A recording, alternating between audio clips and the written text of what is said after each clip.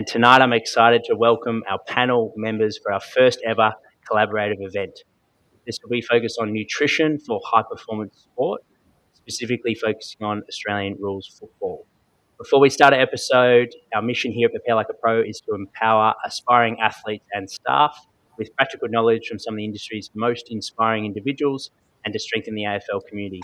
If you like the show, please show support by following us on Instagram and subscribing to the podcast. We're on iTunes, Spotify, and YouTube. Jess is our first guest of the panel, and she'll be presenting on Gameday Nutrition and helping you guys create a strategy to prepare, perform, and recover. So welcome, Jess, to the stage. Thanks for jumping on. Thanks for having me, Jack, and Prepare Like a Pro community. I'm a little bit, nervous here representing all the dietitians, first one up, but yeah, it can only get better. It's game day. You'll thrive. You've prepared. Yeah, that's it. Sink or swim. Let's start with tips for preparation. Like, when should an athlete start to prepare for game day in terms of their nutrition? Yeah, look, I love talking about this because I think as a dietitian, and I've been guilty of this, I've spent so much time talking about pre-season, which is clearly important. That's where the credits are banked for the season. But then it's nearly like athletes, and I'm talking 300 gamers I've seen rock up at a 1 o'clock game and be like, Jess, I'm hungry. And it's like they didn't have a strategy for the different times that they play. So I like talking about game day preparation because similar to training and how you should have a formula, I think the same should be said and done for your nutrition on game day. And, a lot of athletes have the same warm-ups or activations. So having a routine, and this doesn't have to mean that everything is to the T, and if they can't get what they need, then they're hijacked and then their preparation's off.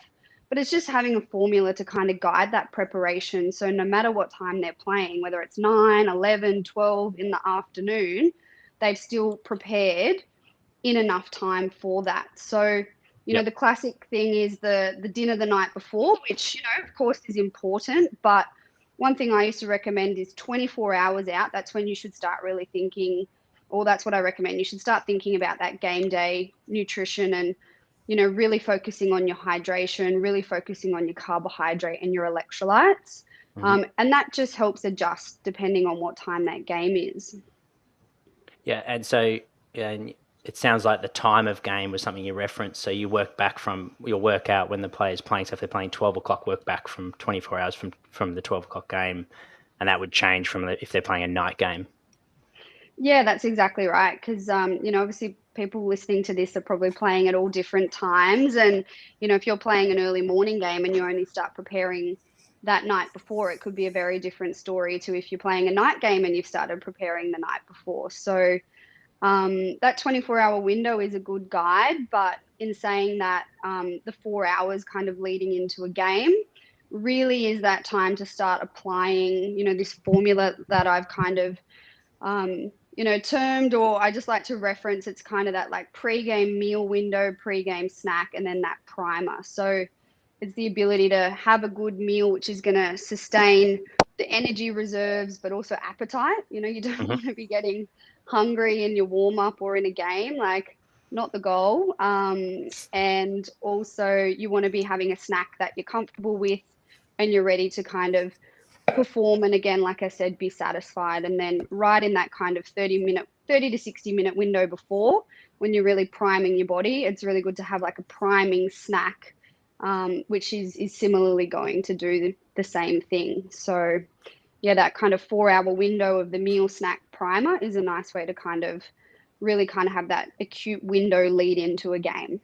Yeah, I love that framework. Thank you for sharing that. And I can definitely attest to that. I think being hangry would not be where you want to be trying to be a team player on game day. So make sure you're well fueled. And it sounds like preparation is really, really important. What should an athlete be consuming during the game? Is it just water, or are there other things they should be thinking of? Yeah, look, for the duration of an AFL game, you definitely want to be consuming some carbohydrates and electrolytes. So, however that comes for different athletes, some people it might be a sports drink, others it might be water, and then they're choosing like gels and salt tablets, obviously depending on people's ages. So there's all different ways, shapes and forms, but what you're doing in a game, you're competing at a high performance, and there's the physical output, but then there's also the skill execution, and that decision making. Sorry, issues with the AirPods here.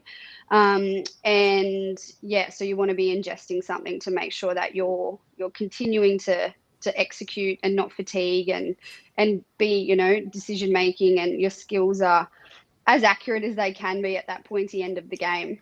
Yeah.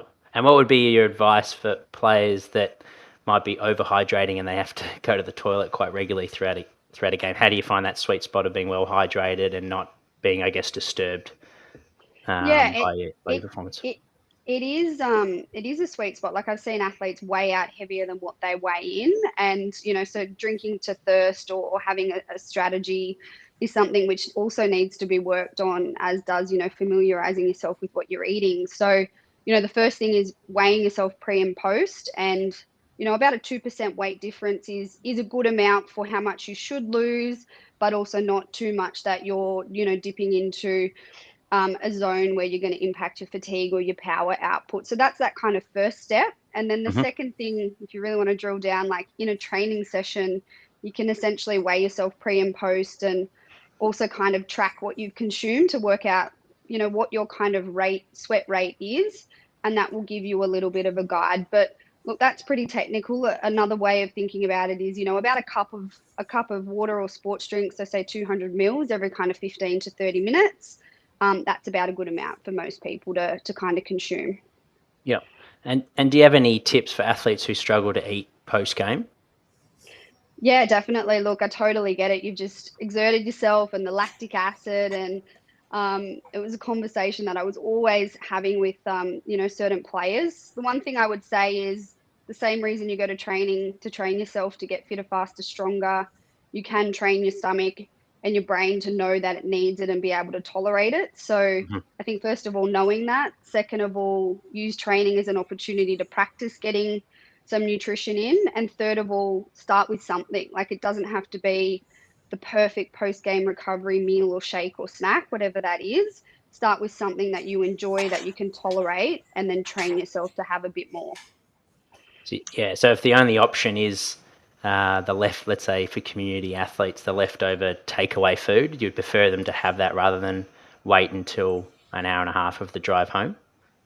Like to Yes, get something, yeah. yeah, if they haven't brought anything, or they can't bring anything, or that's all there is. That was a point of contention with different high performance managers over the years. But my philosophy was, Yeah. if we're not providing what they want, or they don't have access to it, they're going to just be buying whatever they can get on the way home. So, different foods at different times, like, even chips at times, which are carbs, but also high fat, but they're salty, so they can drive thirst. And if they kind of settle the stomach, then allow the athlete to potentially ingest more food. So something's better than nothing. Yeah.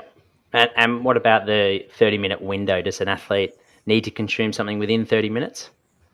Look, it's ideal to start the recovery process ASAP, but it's not. If you miss it, then everything's like, there's no point. I think as Mm. well, like, the initial meal and snack is of course important, but I know when we've spoken before, I talk about each game is a sprint across the season, which is a marathon. So what you do consistently across the next 24 hours and across the week for your recovery will have more of an impact. So yes, eat and drink something nutritious to enhance that recovery straight away, but your sleep and your nutrition in particular across that 24 hours in the week, that's very, very important. Yeah. Yep. And is the recovery meal and snack enough from a nutrition sense post game? It will definitely start the process. So some of the popular options, I like or use over the years, like Mexican, whether it's burritos or burrito bowls, like burgers, like good quality ones, wood-fired pizzas, like that's definitely enough to start. But Hmm. really, that 24-hour window following is that full complete refuel and kind of recalibrate for the week. Yep. And then what about caffeine for game day performance? What should athletes that haven't used it before, but we're not far away from practice matches to experiment with their game day nutrition? Like, is caffeine? Are you a fan of it? And then what do you need if you are? What do you need to understand if you're going to play around with it during the practice match of? this upcoming Yeah. 2022 season? One thing I just add there, which you've kind of touched on, which I haven't mentioned, is whatever we're talking, food or supplements, if that's appropriate for your age, you want to practice before. You never want to rock up on game day and you're trying something new. That's kind of a recipe for disaster. Like, aside from that formula I mentioned, you want it to be familiar and something that you can tolerate. But yeah, similar to caffeine, if particularly if you're over 18, if you're under, like, that's definitely an individualized conversation, but 18 and over, if it's something you want to consider, practice in your preseason games or preseason training or your trials, practice your dosing. You want to be ingesting it 30 to 60 minutes before and just see how you feel, because everyone has different thresholds, and when you're nervous and you're competing, that threshold can be kind of lowered, so the amount that you're familiar with might actually feel like more. So the long and the short, I think there is a place for it with people that are definitely 18 and over, and it's definitely something you want to practice before trying on game day. Yeah, thank you for that. Lucas O'Day has sent through a question for you, Jess. He's written, what would be an ideal dinner the day before a game? Look, yeah, the really common one a lot of people go for is pasta, and to be honest, it's not superior to any other kind of high carbohydrate based dish. So if you don't tolerate or like pasta, it could be a rice based dish or a rice noodle based dish, or even like roast vegetables. So it's more about that quantity of carbohydrate which you tolerate. And when you think about a pasta, it's normally pasta and meat. And to be honest, normally I'd be like, we want colors at all the meals and snacks, but leading into a game, that's kind of up to the individual. So if you're subbing out a pasta, you would just want to have a heavy rice-based dish, rice noodles, quinoa, roast veggies, that kind of thing. They're all one and the same, but it's just the quantity of that carbohydrate, which is important. Amazing. Thank you so much, Jess, for coming on and upskilling us with game day preparation. I know you've got a few ebooks, and PLP members, there's a special little coupon code. Am I right? Yes, thank you. I would have forgotten. I actually have forgotten what the code is. I think it's PLP20. Yeah, there's a nutrition for AFL and a nutrition for AFLW, which is essentially all of this game day stuff and more in like a 70-page ebook. Best place for that on my Instagram, like link in bio, or healthandperformancecollective.com. So I'm pretty sure it's PLP20. If it's not, DM me and I'll find out what it is and I'll send you one. Awesome. So recipes are included in that for those that need to learn some new meals. Yep. Yeah, there's some recipes. Probably my favorite thing in there is the game day nutrition timeline, like that 24-hour window and the types of foods and nutrients and when it starts to change, like the types of carbs, when you go from high fiber, slow release to, more low fiber, high GI. Like, there's a place for all of it. So yeah, that's probably my favorite section in there, which ties in nicely with today's little chat. Absolutely. No, check it out, guys. And thank you again for helping out everyone's nutrition advice. Where can people find you if they're interested to learn more about your work? Yeah, thank you. Best place is Instagram and Jess_Spendlove_dietitian. Amazing. Thanks, awesome. Jack. Thanks, Jess. Rebekah is now on the panel. So Rebekah will be discussing how nutrition can aid rehabilitation and return to performance. Thanks for jumping on, Beck. It's all right. Thanks for having me. We'll dive straight into it. Tips for early stage rehab from a nutrition perspective. Yeah, so just as your physical intervention is going to go through different phases, your nutrition intervention is going to go through different phases to follow this as well. So obviously it's going to depend on the type of injury, the severity, and also the individual. In the initial phase, what we're really trying to do is support tissue regeneration, and this may be ongoing through rehab. So having sort of a constant, and people talk more about this later, but having a constant touch point with like the medical team and physiotherapy is really important, so we can actually see how the athlete's progressing through their injury, because that's essentially going to inform our intervention. So then we're also going to try and attenuate the effects of immobilisation. So this is essentially changes in body composition. And again, this is going to be covered by Ben a little bit more later down the track as well. So we're wanting to minimise increases in fat mass and also prevent or minimise losses to muscle mass. I would argue that probably a bigger focus on minimising losses to muscle mass, because that's going to be a lot harder to get back. Obviously, preventing, significant increases in fat mass is important, but sort of making sure that we focus on, how nutrition can support the injury and rehab phase as well is sort of more important than getting into this restrictive mindset. So on this sort of restrictive mindset, so not being too restrictive with energy. So we know that post-injury, we're going to have a slight increase in energy requirements. So really important not to go too aggressive on that, because that may also impact on your sort of nutritional intake and lead to sort of poor nutrient intake as well, which is going to lead to poor healing. We also want to make sure that we allow that sort of initial inflammation phase to occur. So that's going to signal repair and remodeling. So really important that we don't try and blunt that too much. So not being too excessive with like your anti-inflammatory supplements, for example. And then as the athlete progresses through those goals, we sort of tailor nutrition strategies towards that. So amazing. No, thank you for sharing. And so there's milestones to sort of like a stepping stone process that you go through. If an athlete, and no doubt you've experienced this before, where they're low in motivation and they understand the importance because you've educated them, but they're just really finding it tough to do it, what would be advice for athletes that are in rehab at the moment? Maybe it's long term and they're just in a bit of a lull in terms of motivation.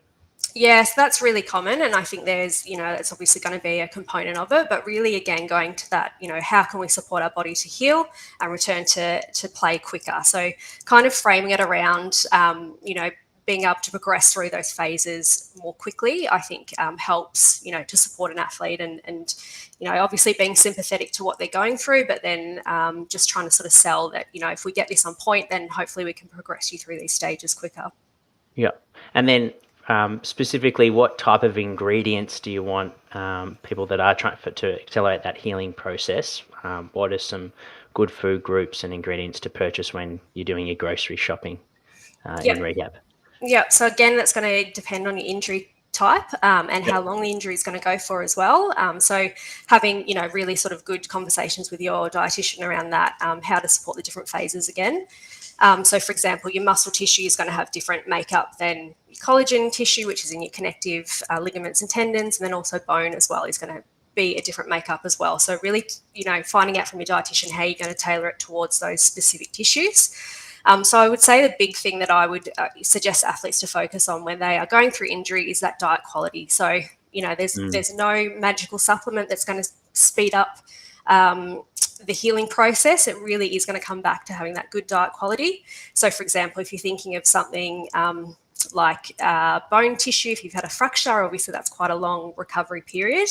If you're consuming things like high protein dairy or yogurts, for example, you're going to be hitting multiple goals. So you're going to be getting that protein to help prevent losses to muscle tissue, and then also your minerals that are going to help support bone repair as well. So obviously your protein-based foods rather than supplements are going to be really important because you're going to be getting that sort of, different essential amino acids and, as I said, minerals and things like that. And then things like vitamin C, so something simple as making sure you're keeping your fruit intake up. So as I said, with your different tissues, collagen is a predominant tissue within your body. So vitamin C is involved in collagen synthesis. So something as simple as keeping up your fruit intake is actually going to support, whatever tissue type it is that you're trying to heal. And then things like vitamin A and zinc are found in seafood and meats and then vegetables as well. So again, really just making sure you're focusing on eating with purpose and making sure that everything you're eating is really nutrient dense as well. Yeah, I love that. So it's tailored to the type of injury, just like the rest of the rehab process. So it makes a lot of sense. What about for athletes that are vegetarian or vegan based? How does that differ for if let's say they've had a bone fracture? Yeah, so that's where it can become, a bit of a tricky kind of putting the puzzle pieces together for the dietitian. So from our standpoint, it would be trying to get those really high sort of calcium foods or calcium fortified foods. If we can't get it through, dietary sources, then that's when we might look to go to supplemental sources. Okay, yeah. And what would be some good supplements for them to look out for? So if it was calcium, for example, you'd be, if it was vegan, for example, and it was a fracture, something like calcium, not vitamin. And then we'd also want to look at their current nutritional status as well. So do they have any deficiencies? Is vitamin D an issue? Because obviously with bone healing, vitamin D is involved in that. So we want to make sure that there's no current deficiencies, so we're not going to impair healing through that. Okay, amazing. And then in your experience working with athletes and specifically footballers, what are some common mistakes that you've seen when they're in rehabilitation?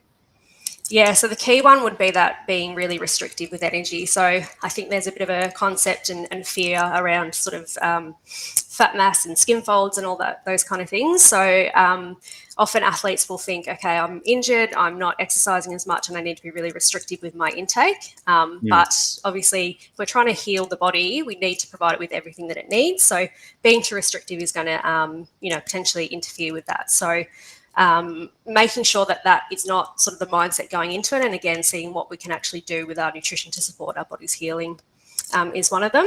Another mistake might be being too aggressive with anti-inflammatory supplements and things like that. So obviously, it's got a bit of a bad rap, but as I said, it's involved in the healing process. So we don't want to blunt that too much in the initial phases.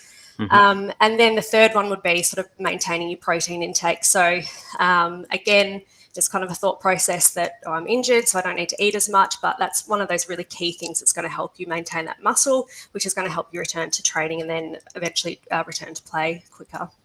Yep. And I'll throw you a curveball just because you're on form. COVID, we'll throw that in as a rehabilitation process. How should athletes be approaching their nutrition if they're just coming out of isolation? They've done their 7 days of isolation and they're returning back to training. What would be some important things to focus on from a nutrition perspective? Yeah, so ideally or hopefully they've got a really good dietitian that supported them through that process. So trying to attenuate, any of those negative impacts such as reduced training, trying to sort of help with their immune systems. Actually recently did a post on that. So, things that are going to help with your immunity is like, again, that diet quality. So vitamin C, vitamin A, things like that as well. So it would be just, the key theme, I think, the whole way along is maintaining that good diet quality and sort of not losing track of those goals, and just, making sure that you're obviously in isolation, it's a bit more difficult, but having good conversations with, your nutrition support, your dietitian, seeing what you need to do to help support your immune system, and also, if there's a reduced activity or you're worried about losses to muscle mass and things like that. Fantastic. Thank you for sharing all your knowledge with us, Rebekah. Where can we, for those that want to find out more information from yourself, where's the best place to get in touch?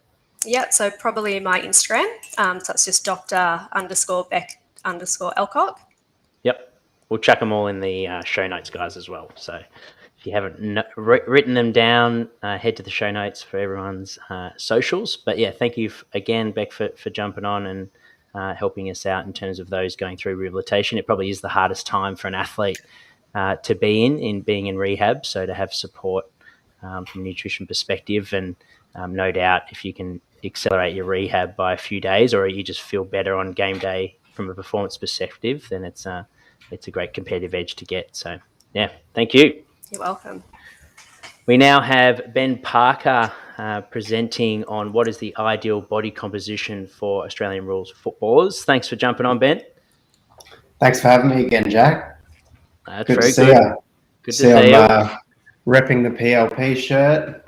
It's looking sharp, mate. I need to get back in the gym, I think. You're showing me up. You're wearing it way better than me. Well, thanks, mate. Flattered.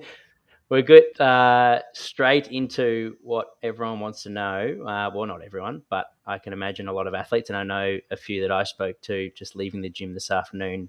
What is the best way to gain muscle mass?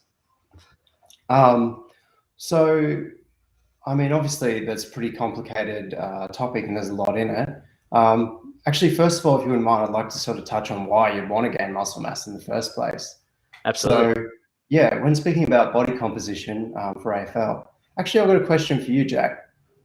What is the ideal body composition for an AFL athlete? Well, I would say it would be specific to their position, would be a fair factor to take into account.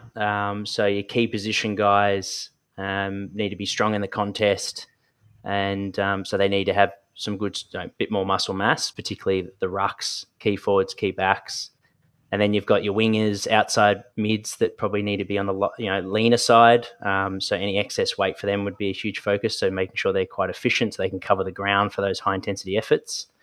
Similar with the small forwards, the way the game's moving now, it's quite dynamic. So the repeat high intensity efforts is pretty important. So and then you've got your inside bulls that need a lot of body armor to be able to handle the collisions. So a little bit more like a rugby based physique for those guys, and then you'll have your aerial players that need to look like a basketballer so they can jump nice and high. I guess specific to the position they play, and then everyone's got different genetics as well, so making sure that we're really sharpening their weapon from a genetic point of view, so they're at a good weight that suits their body, I guess. From a subjective point of view, they feel good when they play. How's that? Absolutely, yeah, it's perfect. I wasn't expecting a question. Welcome, mate. Yeah, perfect answer as expected. So, as you said correctly, it's a massive mixed bag. There's different positions, and each position also needs to have the flexibility to move into other roles as well. So, the short and tall of it is there is no one ideal physique for an AFL athlete, which is actually in contrast to a lot of other sports. If you think about basketballers, they're pretty homogenous, really. You're talking about tall guys with long arm spans. Okay, you're talking about track sprinters, a 100-meter sprint. You're talking about generally pretty muscular, especially in the legs. If you're talking about marathon runners across the board, like elite marathon runners are going to be small, energy efficient, very light, very slim. As you've alluded to, AFL demands all those things from a single athlete. So to be the best and to be an ideal AFL athlete, you've really got to be a jack of all trades, really, don't you? Absolutely. Yeah.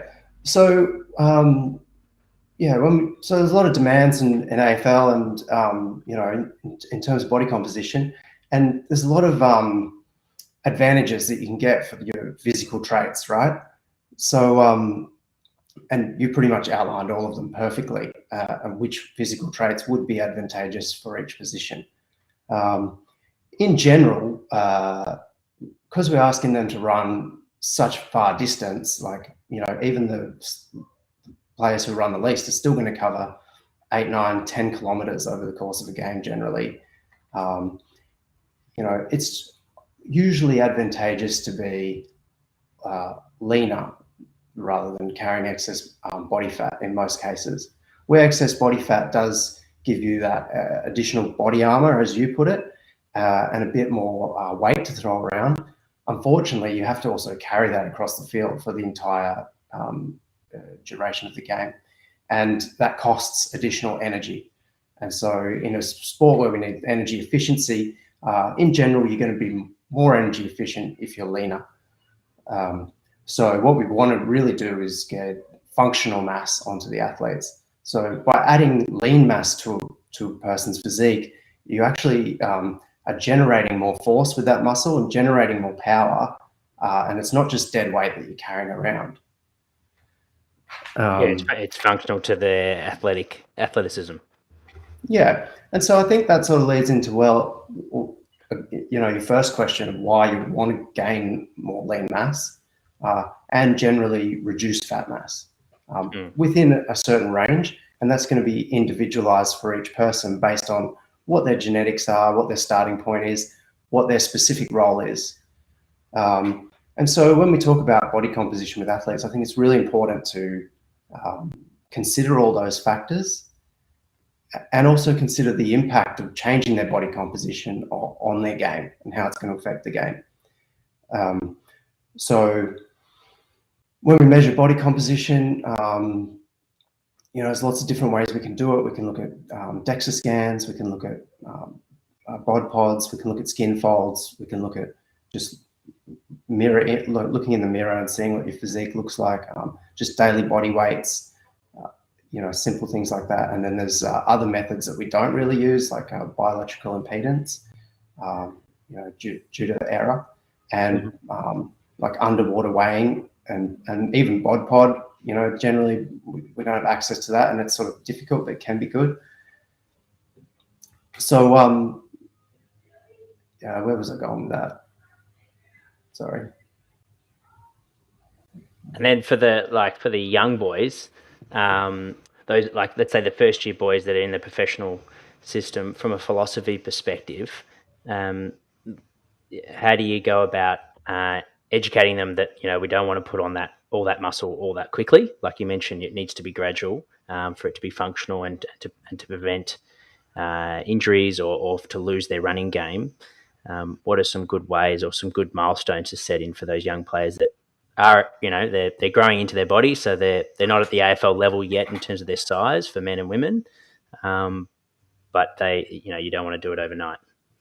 Absolutely, yeah. And every individual is different, and the rate that every individual's will gain muscle mass varies greatly. So again, you have to take it on a case-by-case basis with each athlete and set realistic goals for that athlete based on their progress. The other thing I like to do with body composition is body composition in and of itself. Like, so we do skin folds and DEXA, for example. It's really important to remember that it's not a performance measurement. So we use it to track changes and look at whether or not our interventions are effective or not, and whether or not that muscle mass is increasing or the body fat's decreasing. But we want to look at it in the context of the rest of the athlete's preparation. So, I like to talk about, well, your skin folds are down this month, but how's your running? How are you feeling out on the field? How are you going in the gym? What sort of numbers are you putting up? And do we have quantifiable metrics in all those areas that we can, tie into the whole picture and make an informed decision on whether or not, we're doing the right things and we're moving in the right direction in terms of body composition. So yes, I know that didn't really answer your question that well. So essentially the short and tall of it is it's very individualized, and we have to do it on a case-by-case basis. Yep. And it's football specifically. I'm thinking about the game and what's going to help them play the game, opposed to, like you mentioned, the skin folds being the measure, which, no doubt it's quite an invasive, especially if you're new to the club, quite an intimidating experience to do it, and you're heavily judged. So you can imagine if you didn't get the result or the target, how that can, like you said, influence everything. Even though they're training really well, they're hitting they're hitting PBs in the gym, they're feeling really good, and then they do the skin folds and they hit their 2K tangos, whatever it might be, and they do the skin folds, and it's like all that's forgotten about. So you raised a good point. Some clubs, from rumours, I don't know if it's whispers or not, but apparently have not done skin folds before. What's your take on skin folds? So I believe the issue of late, and Pro Pip's actually better positioned to talk about this than I am, but at the combine we've stopped doing skin folds as a one-off measure, and that's because, as I said, it's not a performance measure. It's actually a tool to track change over time. So a single measurement at one time isn't really relevant. Like this, you could take skin folds of 100 people. Some people have got just thicker skin. You know what I mean? So it's not really correct to compare one individual to another, at a single time point, if that makes sense. Yeah. So I'm not sure about how other clubs are using it on a day-to-day. Like, we use it as a tool to track change over time within an individual. And it's important to educate the players around that. As you said, it can be very confronting and uncomfortable, and it's important for them to know that, look, we're doing this, to see if our intervention is having the desired effect, and to then inform our future interventions. It's not a contest to see who in the list has the lowest skin folds. There's no prizes for that. And so trying to, it's a constant battle, trying to educate the boys around that, and some of the staff as well. And on that note, what are some common mistakes you've found working with athletes when it comes to body composition being the focus? So obviously the primary mistakes what I just said, like people competing with each other and trying to get the lowest possible skin folds when that's not necessarily what they need for their game and for their performance at that point in time. Yeah. In terms of mistakes around dieting, I mean, you know, there's thousands, but obviously the biggest one is you know, guys under eating calories and trying to starve themselves to get their skin folds down, or worse. You know, like what we want to do to get your skin folds down is to eat a good quality, nutrient-rich diet that's you know, got all the micronutrients that we need and all the protein and everything to support and the carbohydrates around training, so that you're not impacting your training, trying to drop your skin folds, because that's a self-defeating, you know, task. What's the point of dropping your skin folds if you can't train as hard? Yeah. You completely miss the forest for the trees there. Yeah. So if we are looking to reduce skin folds, we never ever pull back energy around training sessions. We use our off days and low days to have less calorie dense meals and more nutrient dense meals. So more fruit and vegetables and large volumes of food with lower calorie intakes, but still making sure we're fueling for training properly and never compromising on that. Yeah, I love that. That's good advice for any age athletes, because I definitely know some senior players that have starved themselves to just get a result. That's for sure. And Lucas O'Day has written in another question. Any tips on maintaining weight? He said he's at 78 kilos and wants to stay there while still getting stronger and fitter. Sure. Yeah. So if you struggle to maintain weight, like it sounds like he's, you know, loses weight easily. You know, some good tips around that is I like to do liquid calories and things like smoothies and stuff like that, because generally those liquid calories go in as an extra and you still maintain your normal eating patterns around them. So that can be good ways to boost up your energy intake, looking at more energy dense meals, and maybe increasing your protein intake as well a little bit. Awesome. Sorry, that's not very specific, but without having a conversation with you and finding out what your exact issue is, it's difficult to pinpoint it. Yeah. Well, if Lucas wants to find out more information, or if anyone else does, Ben, where's the best place to get in contact with yourself? So yeah, probably same as Beck. Through my Instagram, I'm pretty active. So yeah, anything specific comes through that. And yeah, if you really want to see me get drafted to the Suns. Hey, there you go. Awesome, mate. Thanks for jumping on and sharing your knowledge and practical tips with us as well, mate. My pleasure. Thanks, Jack. Next on the show, we have Simone Austin. She'll be presenting on how the Healthy Life Food Tracker can help you. Thanks for jumping on, Simone. Oh no, you're on mute. Oh, after a couple of years of this, I would have learned how to unmute, wouldn't you? Oh, God. That's very, very respectful by you, muting so that, you know, didn't interrupt the other guests. I love it. No, thank you for jumping on. For those that don't know the Healthy Life Food Tracker, can you give us a bit of an intro on what it does? Yeah. So as part of Healthy Life is a new brand that's around for about 6 months, so it's online. And the Healthy Life Food Tracker is a tool that you can sign up for, and it will actually look at your shopping basket or trolley, and then transfer that shopping basket into serves of food, and then compare it for you based on the Australian Dietary Guidelines. So it's a really useful tool to see how you're tracking in each of the 5 food groups and your discretionary or the sometimes food area as well. Oh, amazing. Yeah, that's a great tool. And what's your role with the software? So what happens is the team at the CSIRO actually helped code the Australian Bureau of Statistics database on food that's usually used when the government do their food surveys. Mm-hmm. And so a couple of $1 million spent actually coding all of that down to serve each serve. So, you know, one size apple is whatever serve, your slice of bread, your bowl of pasta or whatever you're buying at the supermarket has been changed into serves of food as based on the Australian Dietary Guidelines. And the CSIRO have coded that based on the ABS food data. And so what you do is you go do your shopping. It does have to be, at the moment, it's at Woolworths, but there is hopefully some new versions where you can then add in and say, well, I actually only do 50% of my meat shopping at Woolworths and I do 50% at the butcher. Or so it will hopefully take into that sort of thing into account. But at the moment, it's Woolies. You do your shopping, you connect your everyday rewards card, because that's the only way it can obviously track that it's you and track that it's your shopping.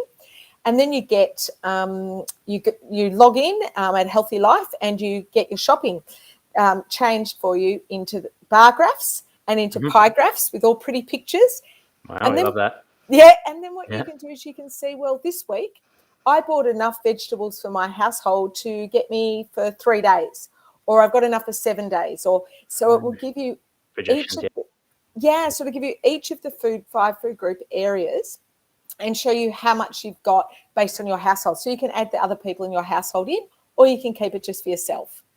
Wow, I love that. I don't know where I stole the quote from, but what you measure, you tend to improve. Exactly. And some people said when we did some pilot testing, one lady said, look, I'm not really into health, but I really want to get my sometimes food less and I want to get my vegetable and my core foods up. So she was just using it like a game. Yeah.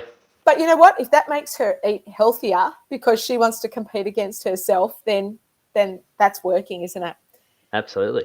But I think, Jack, one of the best things I like about it is we shop in food. So most tracking tools will track your protein, your carbohydrate, your vitamins and minerals, which is great and we need it. But most of us don't understand what that then means when I go to the supermarket. What do I buy? So it tells you in food, which means, okay, I know I'm not having enough meat. And even if you're an athlete, you still need to meet the requirements of the Australian Dietary Guidelines to be healthy. And then you just might need more. So you might realise, well, I need more carbs than that, or I need more of the grain foods, or I need more of the meat and alternatives. And you can work with your dietitian to work out, well, no, you're going to need more of that, or you're going to need more serves. And then you can still see how many serves, and your dietitian can help you base how many serves of each food group is actually your target if you're different to the Australian Dietary Guidelines. Yeah, okay. And then since it's been live, where are people falling down? Like from what you're hearing, where are people falling down the most? Yeah, unfortunately for most of us, we just don't hit the target of the core food groups, and we're over on the discretionary foods. But we have been having a look and seeing that the people who have been using Food Tracker tend to be better and have a bit less on those discretionary foods and more on the core foods than people who aren't using it. So is that because they're more interested in health, or is that because it's making them feel like, oh, yeah, I do want to improve that? And often we don't even realise what we shop. Yeah, it's a habit. Yeah, so we often go, well, I didn't realise. For athletes, I think both Ben and Beck were talking about under eating.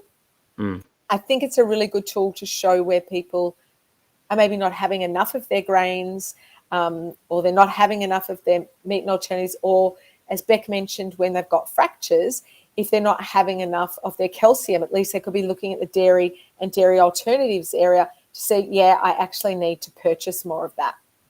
Yeah, so it actually can make it be almost like your assistant as the dietitian working with your clients. Because often we think we're doing well in areas, and then when we actually have a look what we're doing, we don't always stack up to what we think we're doing in our mind, or we have a good week and we forget about those weeks that weren't so great. And so you can compare over weeks or over months. You can pull up what you would like to have a look at, and it can track your history for you, so you can measure change over time.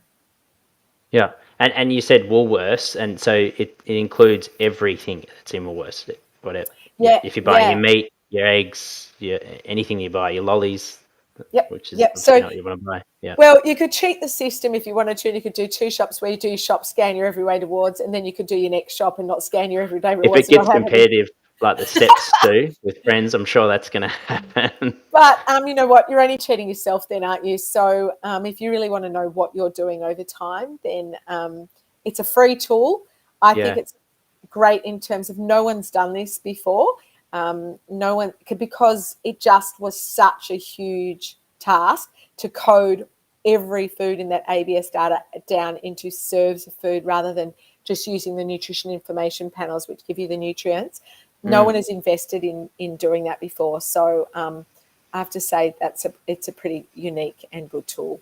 Yeah, absolutely. And, where did it originate? Where did the idea sort of come from? Is it? Actually, it was a bit before my time. I think the Woolies dietitians have been working on the idea for some time, but it just needed some dedicated people in terms of hours at work, and Healthy Life being owned by Woolworths, but as a separate entity to Woolworths, has now had the money and the people invested to actually make it happen. So it's only been out for a few months, but you can get online and let me know what you think. We're looking for improvements. We're looking to upgrade it. I think I think of it like a public health tool, but it's put out by the supermarket. And the good thing is that they're encouraging you to eat more of the core food group and encouraging you to eat less of the other. And that's pretty unusual for that to be happening. So there's some great tools and information on there as well. Yeah. Okay. So for those that are like, all right, I'm going to do it, the whole family's motivated. You've inspired them to eat healthy, and as you always said at Hawthorn, make sure you're getting plenty of colour from your food groups. What's the first step? What do they need to do? So jump on to Healthy Life, which is just healthylife.com.au, and then you just log in, which is free to do. And then in your little login, you'll see food tracker, and then you say, yep, I want to join up to Healthy Life food tracker. And then you connect your everyday rewards, and then you just do your first shop, and it comes up basically instantly to show your shop. So you can do it just for yourself, or you can do it for the rest of the family as well. Amazing. Oh, well, thank you for sharing that with us, Simone. No doubt you've made an impact on some families' lives. Hopefully the young'uns that are listening, boys and girls, get your parents involved, and maybe if it does motivate you to be better, get competitive with dad and mum on who can eat the healthy. Exactly. See who makes the shop, adds the things to the shopping basket to make that core food parts go up, and who removes ones for the sometimes foods to go down. Love it. And then for those that want to follow your work, Simone, where's the best place to follow? Well, I've got to give this a plug, don't I? Eat Like an Athlete. So of course you can read from my book, which you can just buy at bookstores online. Instagram, which is Simone_Austin, and the same stuff is shared to my Facebook page, which is Simone Austin Dietitian. So love to see anyone send any questions, but happy to answer them. Awesome. No, thanks, Simone. Thanks for jumping on, and we'll add all those links in the show notes. Next on, and lucky last, is Pip Taylor. She'll be discussing the different touch points for a sports dietitian working in high-performance sport. So tune in for all the practitioners listening in. Thanks for jumping on, Pip. Yeah, thanks for having me. Always a pleasure to be on here.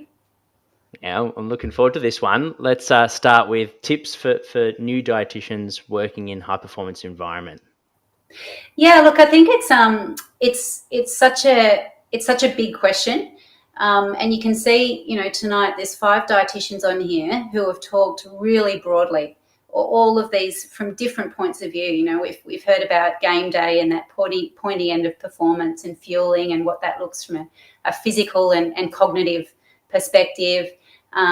We've heard about injury recovery and injury prevention and return to play, and also immune function. We've heard about body composition and, the chat too around what should we be looking for, and even your question and response too about Jack about building muscle mass and what's appropriate or not appropriate across the length of an athlete's development life and what stages they're at, what positions they're playing, and we've heard too from Simone on this cooking skills and shopping and nutrition education.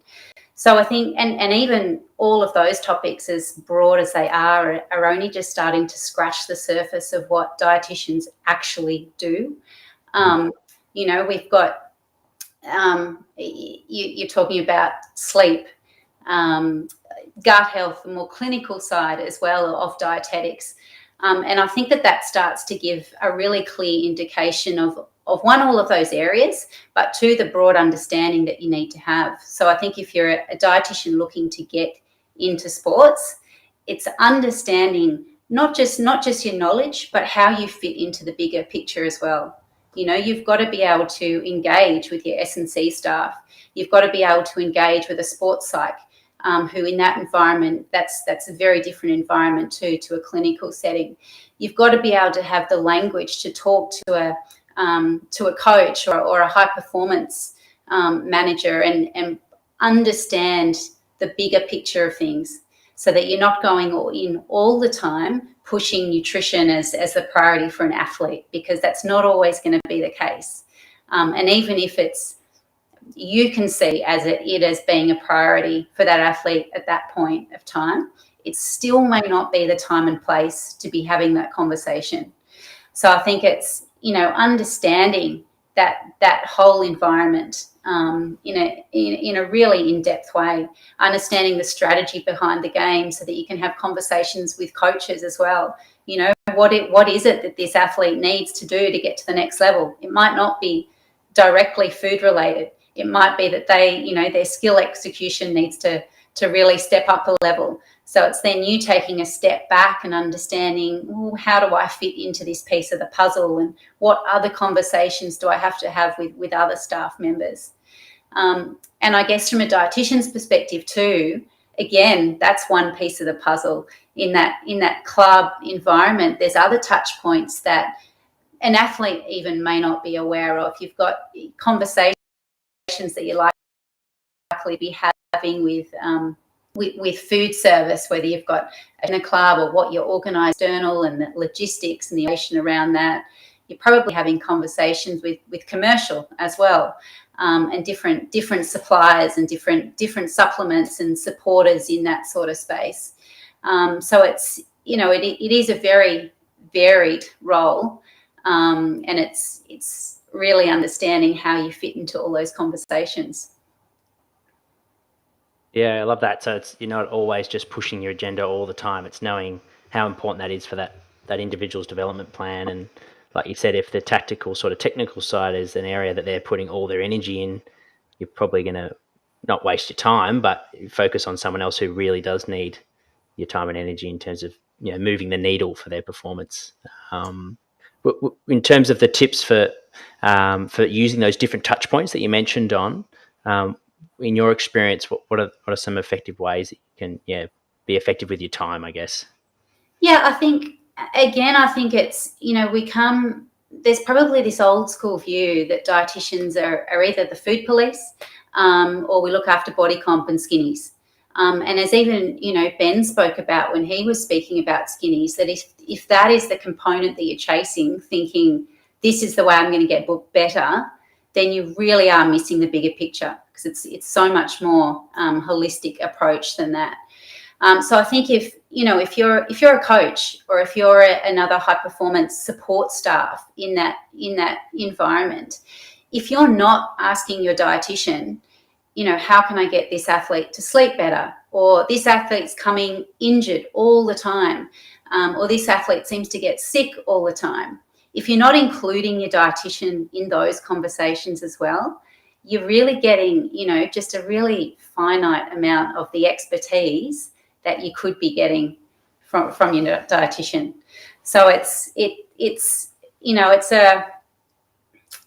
guess for me, I listen to these guys talk tonight, and you talk about everything is so individual, all of these touch points, and you then think about an AFL environment and team, or even any club sort of team. You're talking up to 50 guys.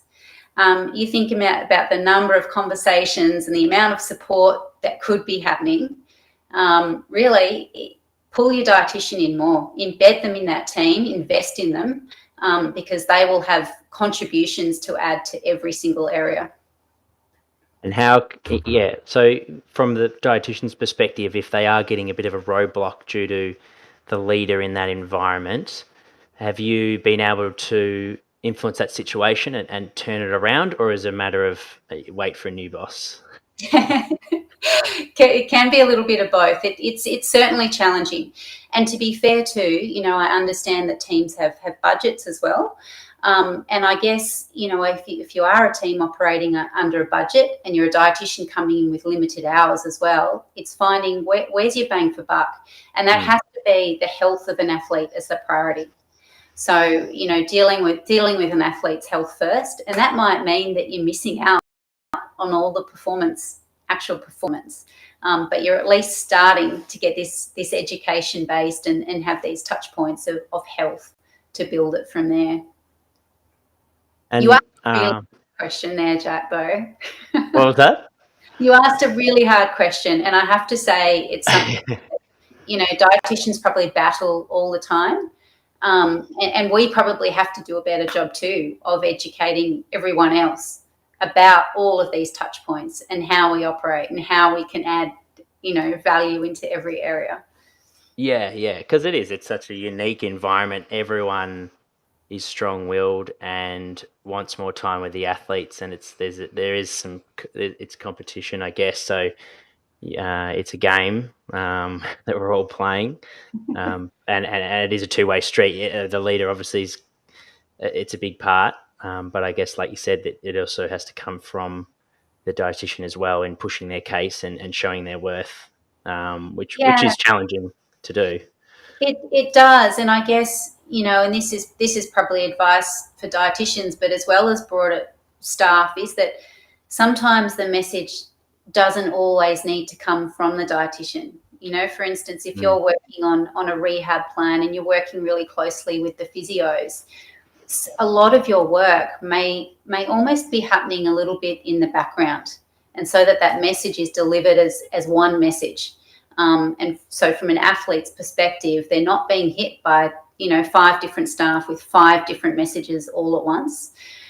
So it's also being smart about your approach and understanding that you are not always necessarily the athlete-facing side of every situation all of the time.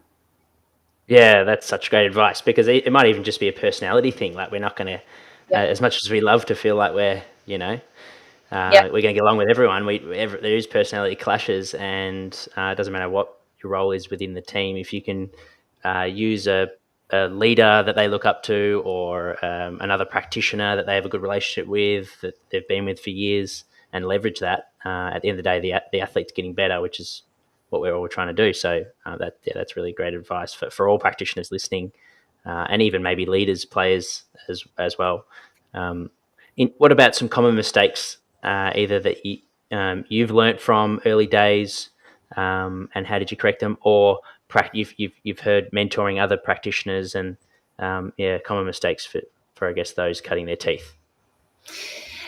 Yeah, look, I mean, everyone's still learning all the time. I've learned things tonight from listening to the other dietitians here as well. So I think that's always important, is to never feel as though you either have all the answers or you have to have all the answers. There's nothing wrong with saying, you know what, I don't actually know that, but I can go and find that out, or I know who to talk to about that. That's always the best approach. And, athletes are they're pretty good at seeing through you as well. So if you don't know, you don't know.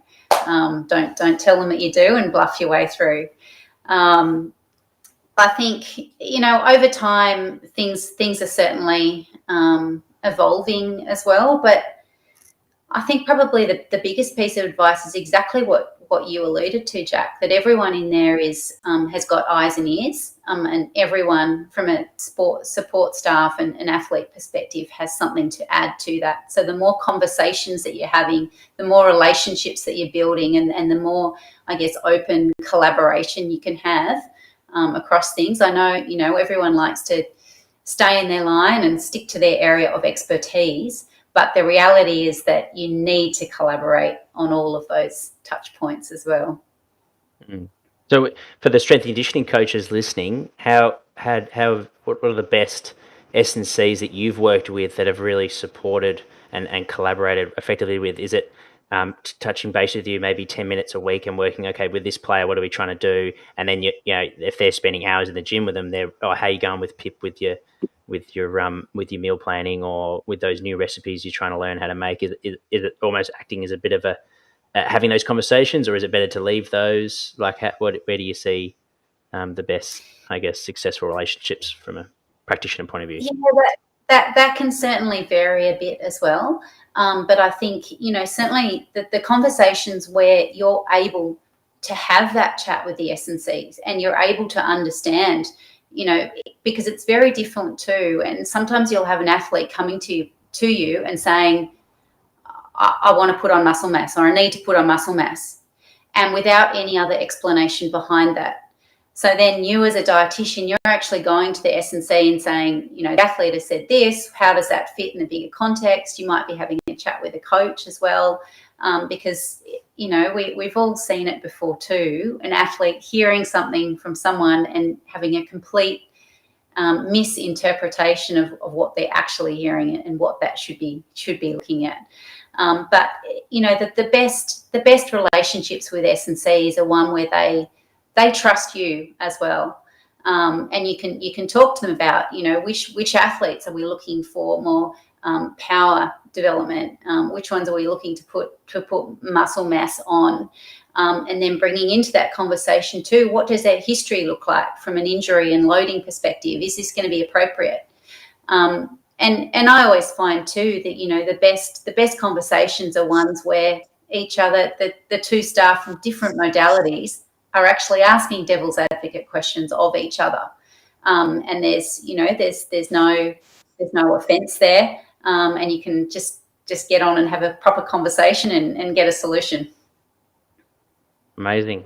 Oh, thank you so much for sharing that, Pip. It's an interesting topic. It's one that I'm happy that you came up with, and it's a good one for the practitioners, for us to talk about, like you said, internally, but also in this situation as well, in a public forum, and no doubt the athletes as well, to get an understanding of how hard practitioners are trying to do to help, and the care that goes into it.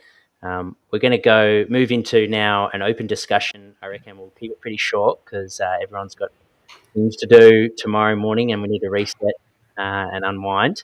But thank you for everyone for their time. I'm going to try and go into, before I do, into a shared space. Pip, where's the best place for those that want to touch base with you? Where's the best place to find you? You can find me through my website, which is just piptaylor.com. But most of my current nutrition info comes through Pillar Performance. So you can follow them, website and socials, and you'll see more info there. I saw some gold medals and some stuff going on with Pillar Performance. But there's been a few athletes that have... Yeah. Yep. They've got a good stable of athletes there too. So you'll learn from other athletes and other sports. Check them out. We'll add them all in, all the links in the show notes, guys. We've had 2 questions. Let's see if I can work it. There we go. And this is whoever wants to answer, jump in. So first one's from Alpha Punters. Example of pre-game meal and priming snack. This might be specifically to Jess, but other people can comment as well, but a pre-game meal, you'd still want some carbs and some protein for that appetite. So like if it's a lunchtime, you might be looking at like eggs on toast, or if you're more of a sweet person, some oats or some cereal with some Greek yogurt and some fruit. And then that priming would be really just like purely carbohydrate focused in that kind of 30 to 60 minutes. So it might be some lollies, it might be fruit, it might be dried fruit, it might be a pikelet, it might be a gel if that's appropriate.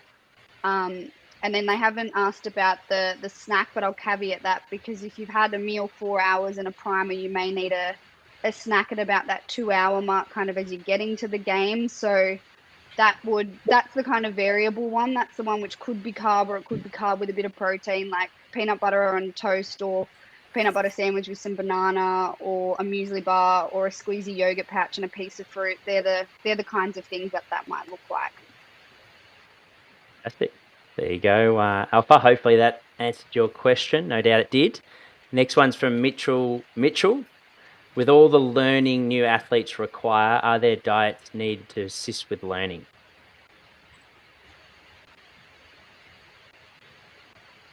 Who wants to have a stab at that one? I will, but it's a bit Not quite sure what they mean about learning as in learning in terms on the training track. Obviously, that would very much be about making sure they've got enough energy so they can concentrate and that they can actually perform the task, not being hangry before you're going to be training. That would obviously help with learning, and obviously keeping hydrated for concentration. But if they're talking about things like omega-3s or anything for brain function, that would be, having plenty of fish in their diet, and things like even nuts and seeds and healthy fats can all be useful as well. Yeah, at first I didn't understand the question, but then you made it really clear. It was definitely about cognitive function and assisting learning. Pip, you were going to present on this. Is there anything you want to add? No, I think Simone really nailed it. But I think, again, just pointing out that nutrition is the cognitive function and the mood is such a huge component. And I always feel now that that's almost when I'm working with athletes, the majority of the work that we're doing is not on the physical and not on the body comp. It's actually on the cognitive function and the mood. So, again, having that piece of the puzzle and having that question and knowing if you're an athlete that you can ask your dietitian about that and they will have something really sensible to say. Mitchell's written back saying bang on. Thank you. So there you go. Very good. Awesome, guys. Well, we're going to wrap it up. Thank you for being involved in our first live event. I remember mentioning this idea as it popped up in my head to Jess, and thank you for boosting the confidence, Jess. I don't reckon I would have, although it was probably 3 months delayed, we finally did it. So, and I couldn't have wanted to do it with it any more than you five. So really thank you for coming on. And for everyone that listened in live, all five of the panel do have a interview with as well. So when we release the episode on YouTube, you can listen into their podcast. I'll add that in the show notes as well. Thank you for everyone that's tuned in and your great questions as well, guys. If you enjoyed the episode, make sure to subscribe to our YouTube channel, and you can follow us on anywhere that you listen to podcasts. Our next live chat will be on Thursday at 8:30 p.m. next week with Jacob Tober, who's created a new app that's free to download at the moment, which tracks bar velocity. So those that want to improve their power training in the gym, and all you need is your mobile device, which is very cool. Make sure to tune in next week. But other than that, I'll see you guys on the next episode. Thanks, guys. Bye. Thanks, Jack. Thanks for having us along. Cheers, Ben. I'll see you guys.